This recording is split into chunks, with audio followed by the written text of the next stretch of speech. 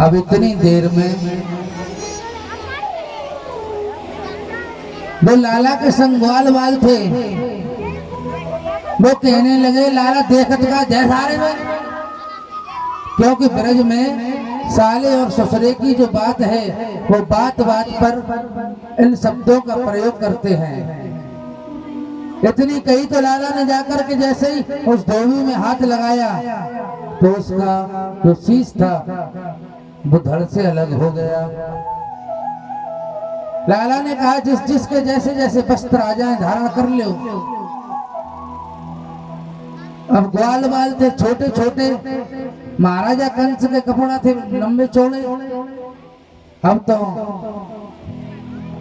वे ग्वाल बाल जब सड़क पे चले तो लाला से कहने लगे कि भैया देख, अब तो ऐसे समझ ले कि बिना झाड़ू के सड़क झड़ रही है। अगर इन कपड़न की कहूँ सेटिंग मैचिंग मिल जाए तो बड़ा आनंद है जाए। भगवान और आगे गए तो वहां पर एक दर्जी था, वो भगवान का जन्म जन्म का भक्त था। भगवान उसके घर गए हैं, जाकर के कहा कि हमारे जो ग्वाल बाल हैं उनके वस्त्रों की सेटिंग मैचिंग मिला दो। आज उस दर्जी ने उन ग्वाल बालों के जो वस्त्र थे वो उनके नपानी के बना दिए। हम तो ग्वाल बाल कहने लगे लाला देख कपड़ों बढ़िया है गए, सब काम बढ़िया है गो, अब तो नेक नेक चंदन और लग जावे माथे पे तो आनंद है जावे। और आगे गए तो भगवान की नजर एक त्रिविक्रमा पर पड़ी।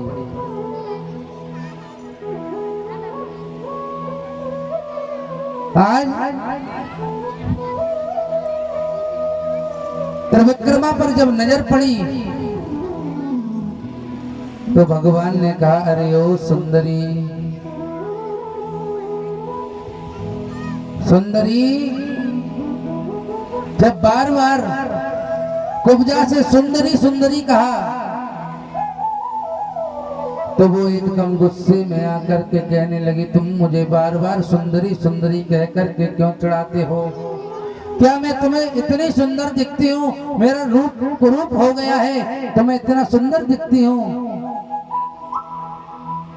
तो लाला ने अपना परिचय बताया कि मेरा नाम कृष्ण है और कहा कि मैं अपने ग्वाल वालों के लिए चंदन लगवाने के लिए आपको पुकार रहा था। क्या आप मेरे और मेरे ग्वाल वालों के चंदन लगा दोगी? आज कुब्जा ने कहा महाराज कंस के लिए तो रोज मैं चंदन तैयार करती हूँ, आज मुझे आपके और आपके सखाओं के चंदन लगाने का सौभाग्य प्राप्त हुआ है। आज कुब्जा ने सबके चंदन लगाया है। चंदन लगाने के बाद में भगवान ने उसके अंगूठे पर अपने पैर को रखा, रख करके उसकी ठुड्डी को पकड़ के उठा दिया। तो आज जो कुब्जा है वह एक परम सुंदरी हो गई। बोली कृष्ण कन्हैया लाल की जय हो। तो यहाँ पर भगवान ने कुब्जा को श्राप से मुक्त कराया। आगे और बढ़े हैं, आगे बढ़े हैं तो आगे बढ़कर के महाराजा कंस के महलों के पास में पहुंच गए। महाराजा कंस ने पूरे नगर में डोली पिटवाई थी कि कृष्ण और बलराम के ऊपर कोई पुष्पों की वर्षा नहीं करेगा, पर लेकिन कृष्ण और बलराम के उस सुंदर रूप को देख करके कोई अपने आप को रोक नहीं पाया। यहाँ पर चारों ओर मुष्टिक कुबलिया पीड़ हाथी आज भगवान ने सबका उद्धार करते हुए और जहाँ पर धनुष यज्ञ चल रहा है वहां पहुंच गए।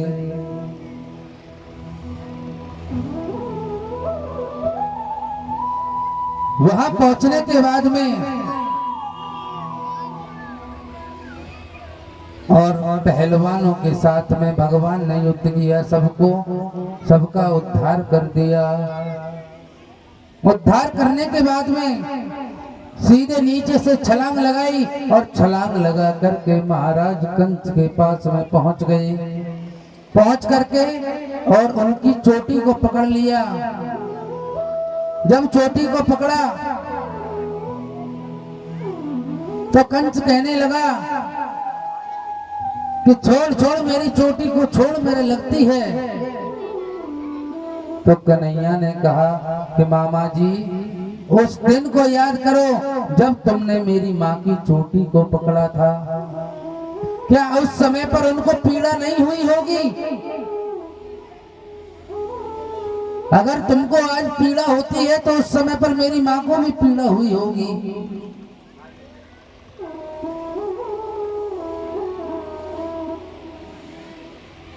बताते हैं कि भगवान कृष्ण ने कंस के ना कोई चांटा मारा, ना कोई प्रहार किया, ना कोई घूसा मारा है। कन्हैया के भय से ही और कंस का की जो दिल की धड़कन थी वो इतनी तेज हुई कि वो अपने आप स्वतः ही मर गया। बोली कृष्ण कन्हैया लाल की जय। हमारे ब्रजवासी कहते हैं मथुरा में आए हैं तो चुप करके जाएंगे, तेरी खाल में घुस मामा हम भर के जाएंगे।